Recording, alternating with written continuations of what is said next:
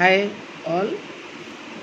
आज हमारा चैप्टर का नाम है रेशम या सिल्क। जैसा कि आप सब जानते हैं, ये एक प्राकृतिक रेशा है, लेकिन ये हमें क्योंकि जंतुओं से प्राप्त होता है इसलिए हम इसको जानवर रेशे की श्रेणी में या एनिमल फाइबर के कैटेगरी में रखते हैं। रेशम या सिल्क को वस्त्रों की रानी कहा जाता है, यानी क्वीन ऑफ ऑल फैब्रिक्स, क्योंकि इसमें विशेष चमक, अलौकिक सुंदरता, आकर्षण, कोमलता, मजबूती, लटकनशीलता, लचीलापन, शिकन प्रतिरोधकता और अन्य विलक्षण गुण उपस्थित होते हैं। यह एक प्रकार का प्रोटीन रेशा है। जैसे कपास सेल्यूलोजिक रेशा है, वैसे ही सिल्क एक प्रोटीन रेशा है जो रेशम के कीड़े की कोकून अवस्था से प्राप्त किया जाता है। रेशम के कीड़े शहतूत की पत्तियों को खाकर जीवित रहते हैं और रेशम का उत्पादन करते हैं। रेशम उत्पादन को सेरीकल्चर कहा जाता है। जैसे किसान होते हैं जो खेती उपज उगाते हैं, उनको हम बोलते हैं एग्रीकल्चर। यहाँ पर रेशम उत्पादन को हम बोलते हैं सेरीकल्चर। रेशमी वस्त्रों को प्रतिष्ठा, ऐश्वर्य और वैभव का सूचक माना गया है, क्योंकि यह महंगा और अलौकिक होने के कारण प्राचीन समय में राजा रानियों, सामंतों और धनी व्यक्तियों के ही उपयोग आता था। इन्हीं वस्त्रों पर सोने चांदी का कार्य कर उन्हें अति विशेष और आकर्षक बनाया जाता था। अतः इसे राजसी वस्त्रों में सम्मिलित किया गया है। प्राकृतिक रेशों में यही रेशा बहुमूल्य होने के साथ साथ अत्यधिक व्यावसायिक मूल्य भी रखता है। अब हम बात करेंगे इसके उद्गम और इतिहास की। बड़ा रोचक इसका इतिहास रहा है और उद्गम की कहानी भी बहुत इसकी रोमांचक है। चीन देश को रेशम या सिल्क का जन्मदाता माना गया है। 2500 ईसा के 2500 वर्ष पूर्व रेशमी वस्त्रों का निर्माण शुरू हो गया था। इसकी कहानी चीन की महारानी से शुरू होती है, जहाँ पर यह बताया जाता है कि जब वहाँ चाइना की जो रानी थी वो पेड़ के नीचे बैठी चाय पी रही थी, तो उसमें कोई पेड़ से कोकून गिरकर उसकी चाय में गिरा। तो उसने देखा कि उसमें से बहुत चमकीला तार उसमें से निकल रहा है, बहुत ही जिसमें शाइनिंग है, बहुत सॉफ्ट है और बहुत लंबा है। तो उसके लिए ये कहा गया कि ये चाइना से, इसलिए इसको उद्गम इसका चाइना माना जाता है। चीन से पर्शिया ने यह निर्माण कला सीखी और पश्चिमी देशों में फैलाई। 12वीं और 13वीं शताब्दी तक इटली रेशम उत्पादन का केंद्र बन गया और 17वीं शताब्दी तक फ्रांस ने भी रेशम उत्पादन के क्षेत्र में अच्छी सफलता प्राप्त करी। 18वीं शताब्दी तक यह कला स्पेन में भी आ गई। आज जापान रेशम उत्पादन में प्रथम स्थान पर है। वैज्ञानिक विधि से रेशम उत्पादन सर्वप्रथम जापान में ही हुआ। चीन, Italy, Korea, France, Austria, Turkey, Greece, Syria, Bulgaria और भारत आदि देशों में भी बड़े पैमाने पर रेशम उत्पादन का कार्य किया जाता है। भारत का विश्व में रेशम उत्पादन में चौथा स्थान है। प्राचीन ग्रंथों के अध्ययन से पता चलता है कि भारत में रामायण और महाभारत के समय से ही रेशम प्रचलन में था। कृष्ण के पीताम्बरी वस्त्र, सीता के सुंदर रेशमी वस्त्रों का वर्णन भी यही दर्शाता है। चीन की राजकुमारी का विवाह जब भारत के राजकुमार से हुआ, तब यह कला चीन से भारत में लाई गई। रेशम का प्राचीन नाम केटजा, पट्ट, पीताम्बर, टसर, चिन्नपट्ट, पट्टवस्त्र आदि थे, जिन्हें विशेष अवसरों, तीज त्योहारों और धार्मिक उत्सवों आदि पर पहना जाता था। भारत में जम्मू कश्मीर, मैसूर और कर्नाटक रेशम उत्पादन के लिए प्रसिद्ध हैं। इनमें टसर का उत्पादन बंगाल और बिहार में होता है। वहीं आसाम का मूंगा सिल्क अपने सुनहरे पीले रंग और उत्कृष्टता के लिए प्रसिद्ध है। इन पर कढ़ाई भी बहुत अच्छी की जाती है। एरी सिल्क भी आसाम में ही उत्पादित होता है। बनारस, कर्नाटक, हैदराबाद, उड़ीसा आदि में भी रेशम निर्माण का कार्य किया जाता है। नाउ रेशम का उत्पादन या मैन्युफैक्चरिंग ऑफ सिल्क। रेशम के कीड़े की मुख्य ग्रंथियों से निकली लार है, सलाइवा है, जो वातावरणीय हवा में सूखकर रेशे का रूप ले लेता है। अतः रेशम के कीड़े का पालन ही रेशम निर्माण की या रेशम उत्पादन की पहली प्रक्रिया है। रेशम के कीड़े शहतूत के पेड़ों पर पाले जाते हैं और वे इसकी पत्तियां खाकर जीवित रहते हैं। इन कीड़ों को बॉम्बेक्स मोरी कहा जाता है। ये नाम है इन कीड़ों का। रेशम के कीड़े का जीवन काल मात्र 2 महीने का होता है।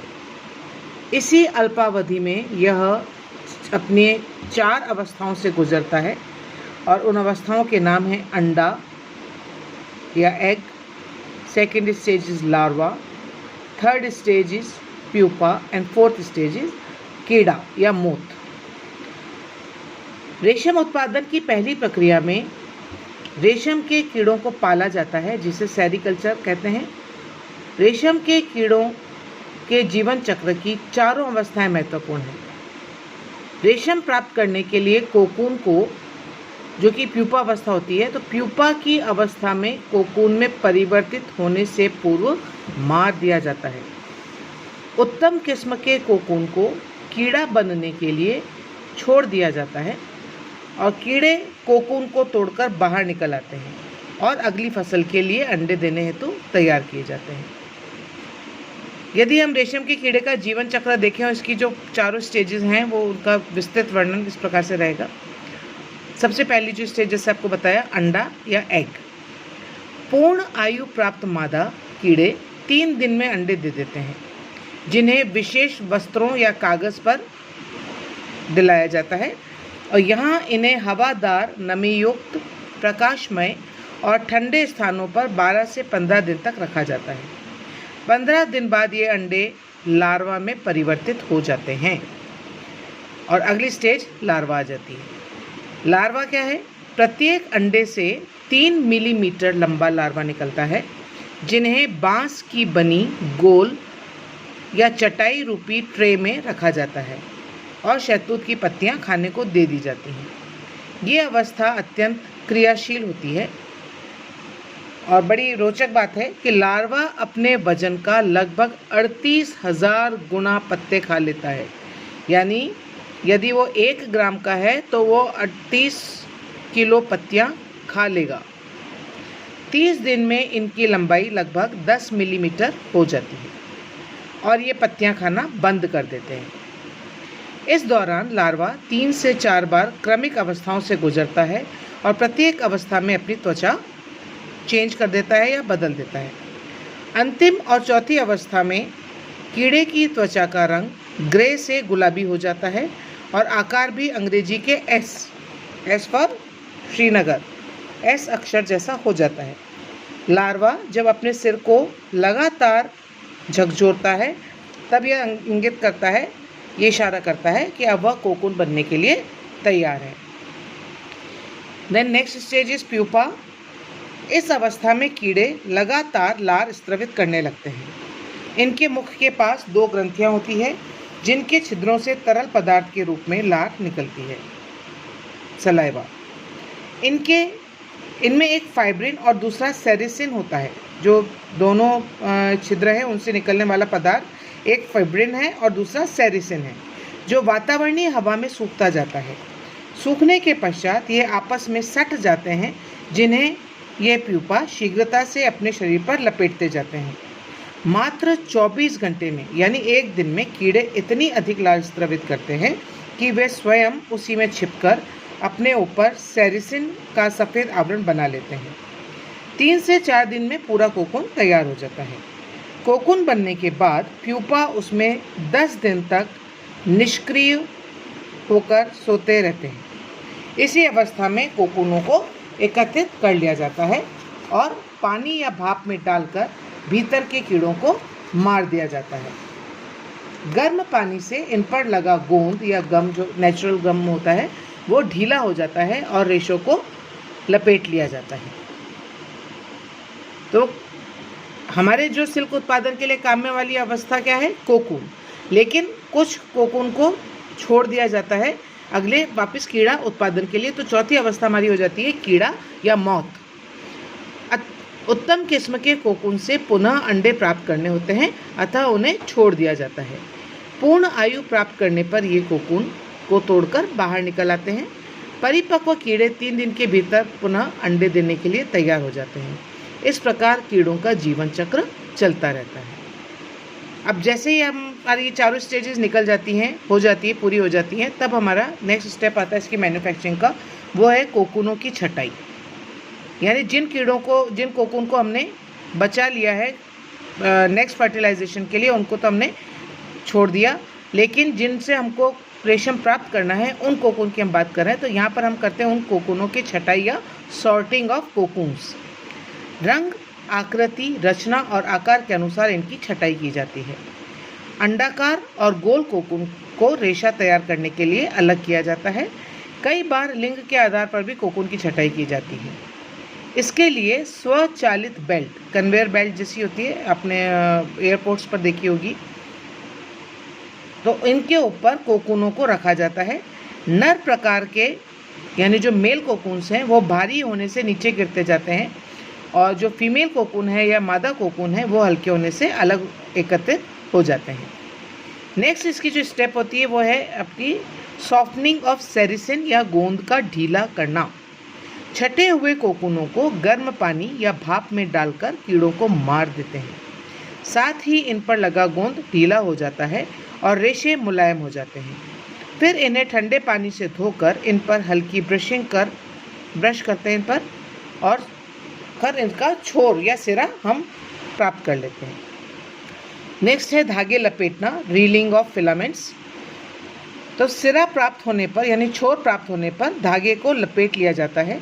सिंगल रेशा अत्यंत बारीक और कोमल होता है, अतः 3 से 8 कोकून के सिरों को या छोरों को एक साथ मिलाकर रील पर चढ़ा लेते हैं।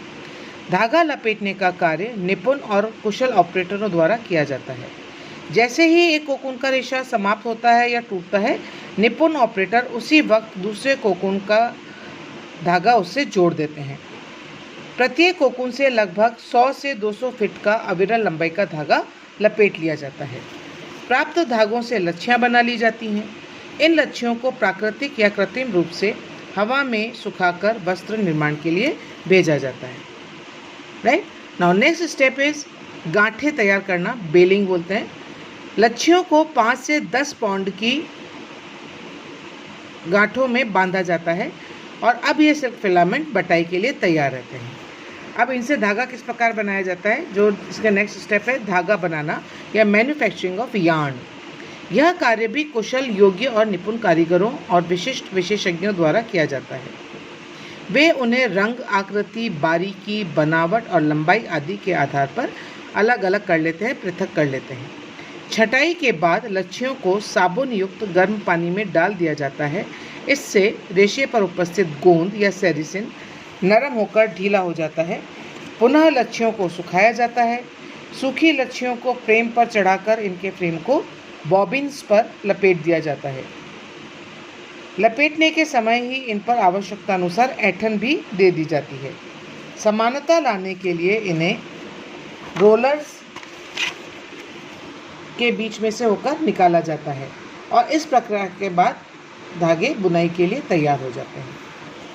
Right now next is degumming, गोंद हटाना। यह क्रिया वस्त्र बनाने के बाद की जाती है। कुछ अमाउंट तो आपका सेरिसिन का जब हम इसको गर्म पानी में डालते हैं और उसमें करते हैं तब वो निकल जाता है, लेकिन जो मैक्सिमम पार्ट है उसके लिए हमको डीगमिंग करनी पड़ती है, जो कि वस्त्र बनने के बाद की जाती है। गोंद को पूर्णतः नहीं हटाया जाता, क्योंकि ऐसा करने पर रेशे निर्बल और कमज़ोर हो जाते हैं। गोंद हटाने से धागा मुलायम, चमकदार और आकर्षक हो जाता है। गोंद रहित वस्त्र शुद्ध रेशमी वस्त्र कहलाते हैं। इनकी रचना अत्यंत सघन यानी डेंस होती है। इन रेशों में प्रतिस्कंदता, प्रत्यास्थता और लचीलेपन का अद्भुत और विलक्षण गुण विद्यमान रहता है। साथ ही ये मजबूत होते हैं। शुद्ध रेशमी वस्त्र अत्यंत मूल्यवान होते हैं। आम जन के लिए रेशम को सुलभ बनाने के लिए इनके धागों पर कुछ धातु सटाकर इन्हें वजनी बनाया जाता है। और ये जो वजनी बनाने की प्रक्रिया ये वेइंग कहलाती है, यानी वजन बढ़ाना। वजन बढ़ाने और उन्हें सुलभ बनाने हेतु धागों पर धातु जैसे लोहा, टिन आदि सटाकर भारी बनाया जाता है। रेशम के धागों में इन धातुओं के प्रति एफिनिटी यानी घनिष्ठता होती है, एफिनिटी होती है। अतः ये धातु धागे से तुरंत चिपककर एक साथ या यूनिफॉर्म हो जाते हैं। धातु को रेशमी धागों से सटाने की क्रिया ही वजनीकरण या वेइंग कहलाती है। इससे वस्त्र कुछ कड़े, दृढ़ और सघन हो जाते हैं, किंतु ऐसा करने पर इनमें प्रत्यास्थता, प्रतिस्कंदता और मजबूती का अभाव हो जाता है। वस्त्र जहाँ से मुड़ते हैं वहीं से कट जाते हैं, अतः टिकाऊ नहीं रहते। तो कुछ मायने में तो ये प्रक्रिया अच्छी है और कुछ मायने में ये प्रक्रिया नुकसानदेह भी है। नेक्स्ट है ब्लीचिंग। नेक्स्ट जो इसकी स्टेप है ब्लीचिंग। हल्के और तनु ब्लीच जैसे हाइड्रोजन पेरोक्साइड H2OH से इन्हें ब्लीच किया जाता है। तीव्र और सांद्र ब्लीच का उपयोग करने से रेशम का रेशा नष्ट हो सकता है, इसलिए इसके लिए हमें कैसा चाहिए, हल्का और तनु ब्लीच। ब्लीचिंग के बाद इनको रंगने की प्रक्रिया की जाती है, डाइंग की। रंगों के प्रति सादृश्यता या एफिनिटी होने के कारण इन पर चटकीले और सुंदर रंग चढ़ाए जाते हैं। रंग पक्के होते हैं और धूप, प्रकाश और धुलाई से ज़्यादा प्रभावित नहीं होते। अम्लीय रंग इनके स्वभाव व प्रकृति के अनुरूप होते हैं, अतः इन पर किस प्रकार का रंग है, अम्लीय रंग इनके ऊपर चढ़ाया जाता है। नेक्स्ट है छपाई या प्रिंटिंग। रंगाई के बाद रेशमी वस्त्रों पर छपाई का कार्य किया जाता है। किसी भी रंग और विधि से वांछित डिज़ाइनों से इन्हें अलंकृत किया जा सकता है। एंड नेक्स्ट लास्ट वन है परिष्कृति और परिसज्जाएं। चूँकि ये प्राकृतिक रूप से कोमल और महीन, आकर्षक और चमक युक्त होते हैं, अतः इन पर परिष्कृति और परिसज्जा की कोई विशेष आवश्यकता नहीं होती, लेकिन फिर भी कुछ परिष्कृति और परिसज्जाएं हम इनके ऊपर कर सकते हैं वस्त्र को आरामदायक और सुंदर बनाने के लिए। तो ये था रेशम और रेशम निर्माण। आज के लिए इतना ही, बाकी हम नेक्स्ट क्लास के अंदर कंप्लीट करेंगे रेशम की विशेषताएं। Thank you.